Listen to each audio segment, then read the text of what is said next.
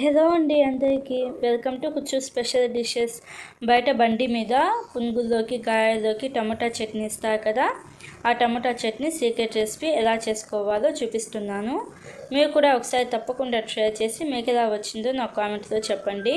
ముందుగా stove on చేసేసి ఒక గిన్నె పెట్టుకొని ఒక గ్లాస్ నీళ్ళు వేసుకొని 4 లేదా 5 పచ్చిమిర్చి అలాగే 3 మీడియం సైజు టమోటాలను మీడియం సైజు ముక్కలుగా కట్ చేసుకుని వేసుకోండి.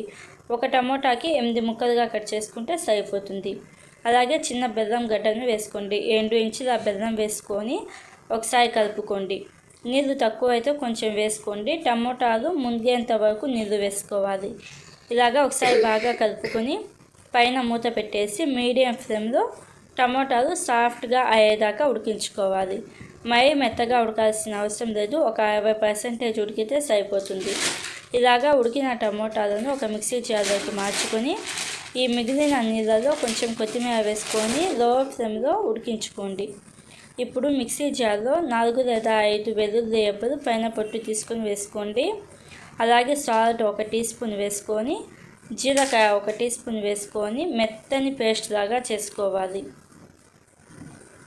ఇలాగా మెత్తని పేస్ట్ లాగా చేసుకున్న తర్వాత ఇప్పుడు ఈ టమోటా ప్యూరీని మనం ఇందాక కొత్తిమీర వేసి ఉడికించుకుంటున్నాం కదా, దానిలో వేసుకోండి. దానిలో వేసుకొని ఒకసారి బాగా కలుపుకొని ఇంకా దించేసుకోవడమే. అంతే అండి, సింపుల్గా ఈజీగా పునుగుల్లోకి గారెల్లోకి టమోటా చట్నీ అయితే రెడీ అయిపోయింది. ఒకసారి మీరు కూడా తప్పకుండా ట్రై చేసి మీకు ఎలా వచ్చిందో నాకు కామెంట్లో చెప్పండి. Thank you for watching. Bye bye.